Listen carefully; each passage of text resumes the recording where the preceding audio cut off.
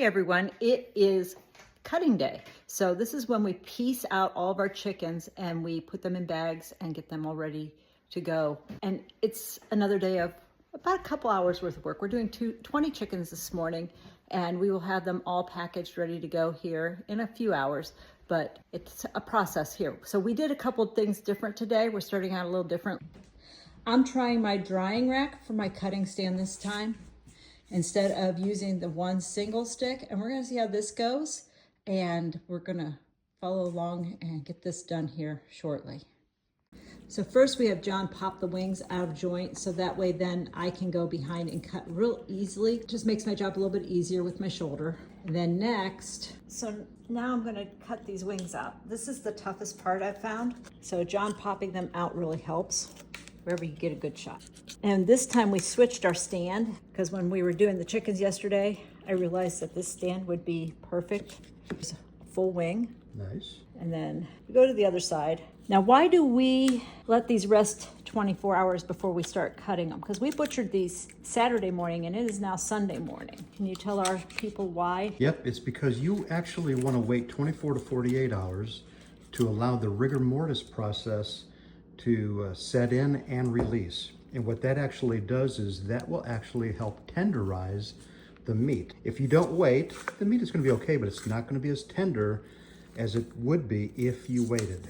So that's why we're happy to just, you know what, we'll set these aside in the fridge. Nice. We'll refrigerate them overnight, and then we'll do this the next day. So right now I'm cutting the skin around the leg thigh area.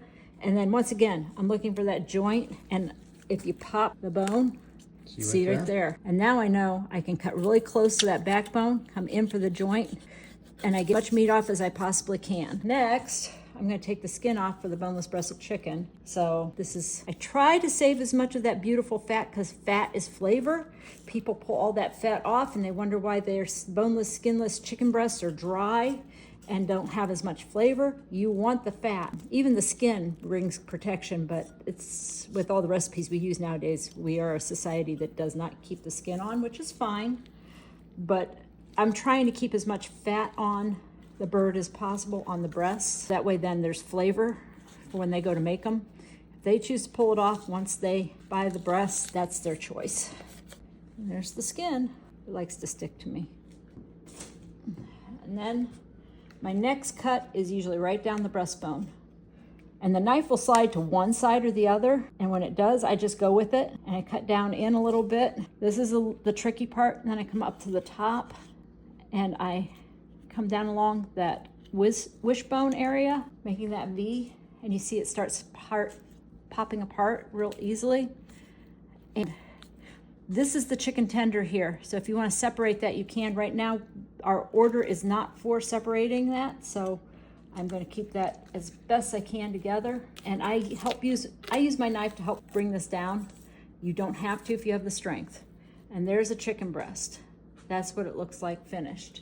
And these are running about a pound each. And then the other side, go back up to the top, slice it down in. Yes, some of the meat does remain behind, but the carcasses are going to be used for bone broth, and that meat helps with the flavor of the bone broth. So it is not going to waste. There we go. Now this one isn't cut off the breastbone, I can tell by, and you can see it starting to fall off because I'm cutting along the breastbone. I use a fillet knife. Use whatever knife you're comfortable with, but I like a fillet knife because I'm filleting the chicken. And there you go.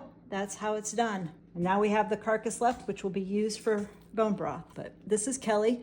And John. Signing off from Yellowknife Homestead. Have a great day.